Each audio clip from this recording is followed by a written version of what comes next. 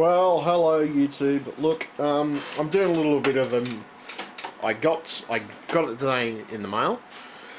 One of them. Well, actually, it's pretty much replacing my Shimian monitor, my 1440p monitor.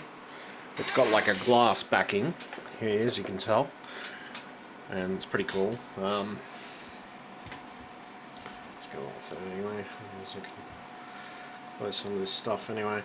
So look, this is pretty much my new monitor. Now the newer monitor, it's still got pretty much the same connections, pretty much the same design.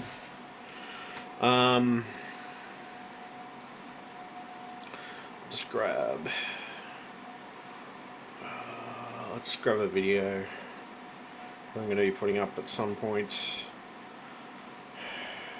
for my Xbox capture.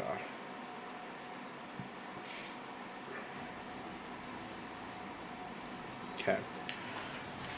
But anyway, this is pretty much my new monitor. It's a crossover, which it's still the same Korean, well, similar Korean company anyway. Most of this Korean companies are coming out with the cheapest stuff anyway. So it's basically just saving you a fair amount of bucks when you're trying to buy a studio display. Now, as you can see, as you can see, it's got a lot thinner profile than my previous monitor. My previous monitor was extremely thick at the back. I mean, this one's much more the profile's a lot better anyway. So look, I'll show you anyway, but as an example, as you can see, I don't know whether you can actually see that. Yep. It's a much wider profile on that one. So, in the sense of things, this is a much thinner profile on this one. Now, the profile on this one, obviously, it's a lot better for, I don't know, it's just generally a lot better profile. It's not a crappy one. I don't know, it's not that the other one was crappy, it was very, very, very, very thick, which I didn't really like, and I like this one better because it's got a lot better profile on it, and yeah, it's just, generally it's got a nice silver trim on it, glass edging and everything else, stuff of that nature, basically. I mean, basically, I got this monitor and I got this one, which is pretty much the upgrade one from my last monitor, which was pretty much a TV combined with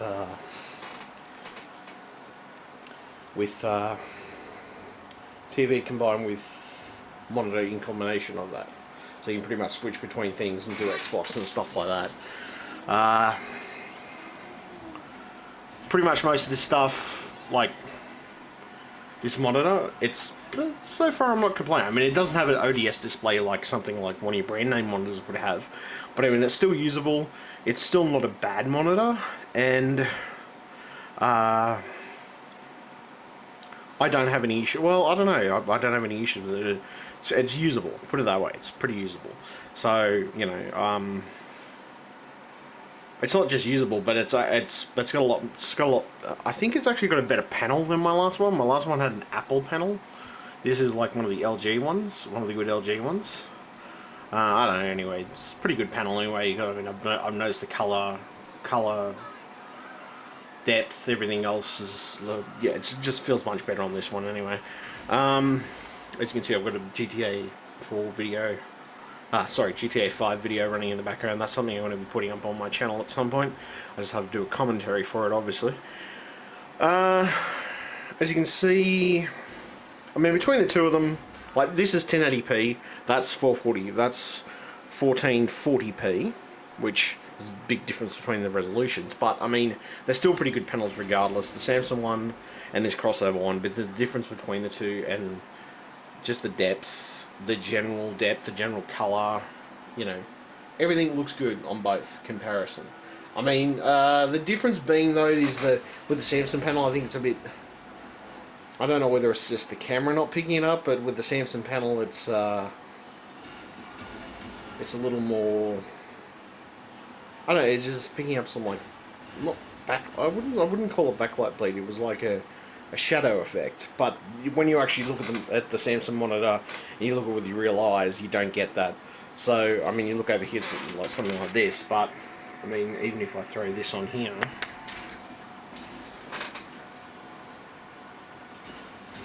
on that screen, and that's the 1080p, that's the 440p, and then you go back over here,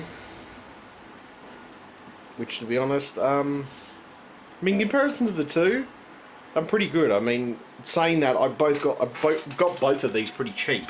I didn't pay a lot for them, so I made sure that I was shopping around and made sure I shop for the right type of bargain and stuff. Anyway, that's my YouTube channel regardless. But as you can see, this crossover screen, regardless, it's got a nice kick to it. It's got a good sense of... It's just got a good sense of everything. I mean, I don't know, this afternoon I'm using it. On top of that, they do actually dead pixel. The last company that I got the Shimian from, they test things, but they only test things to a certain extent. I tested it powers on and everything else. They don't give it a dead pixel test. I don't think I have any dead pixels on this particular monitor, to be truthful. I think most of it was tested anyway, regardless. As you can see, I'll pick it up. I mean, to be honest,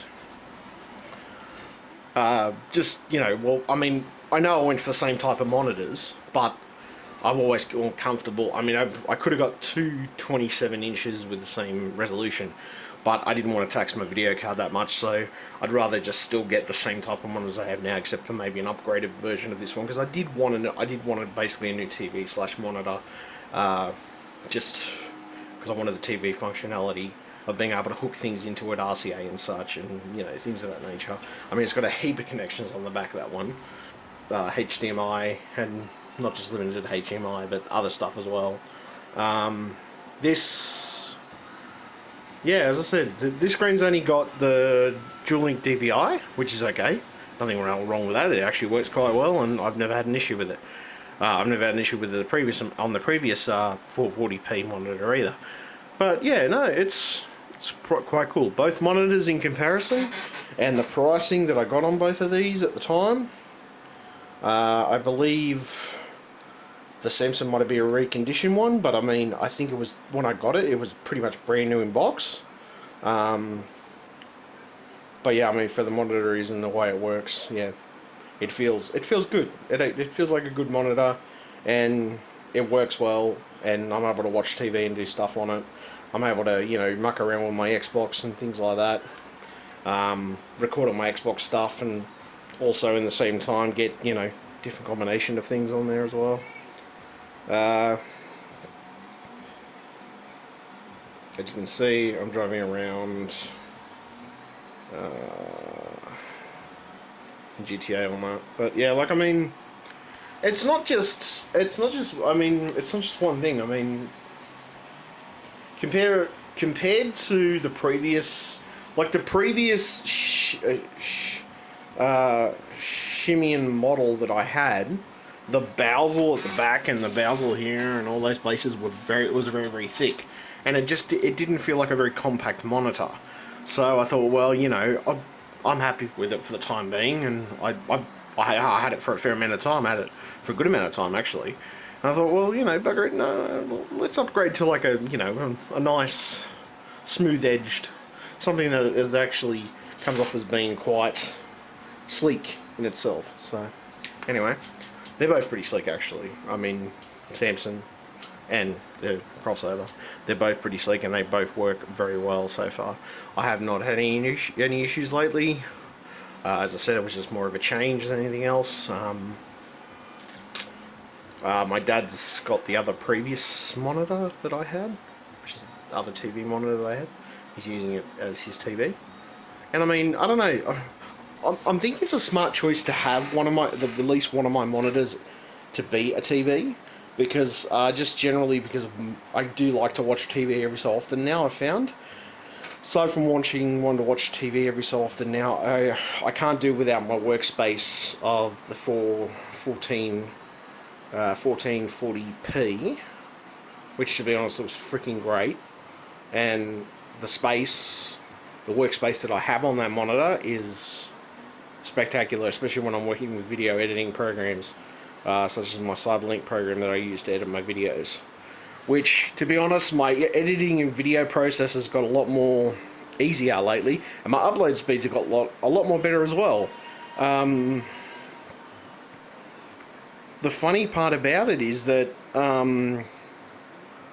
it's got substantially better. I mean, my editing process has been cut down. I can cut down the editing process. It seems to be working nice and smoothly the way I expect. Not just that, but my upload to YouTube is pretty good too. Contrary to if I have a heap of people on there or not.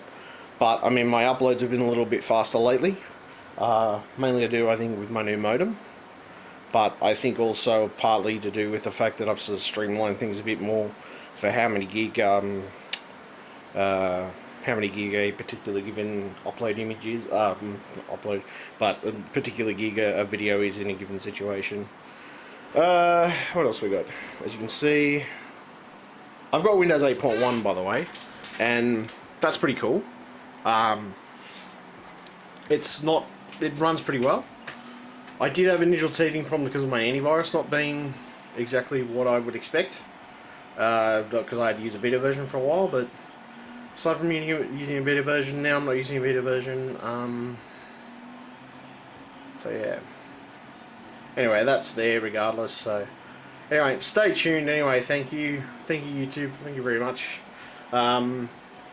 This is just me showing my new screen and stuff, and just general bits and pieces. Anyway, stay tuned. I've got more videos coming up. Obviously, get things cleared up. Anyway, okay. Thank you YouTube, and bye.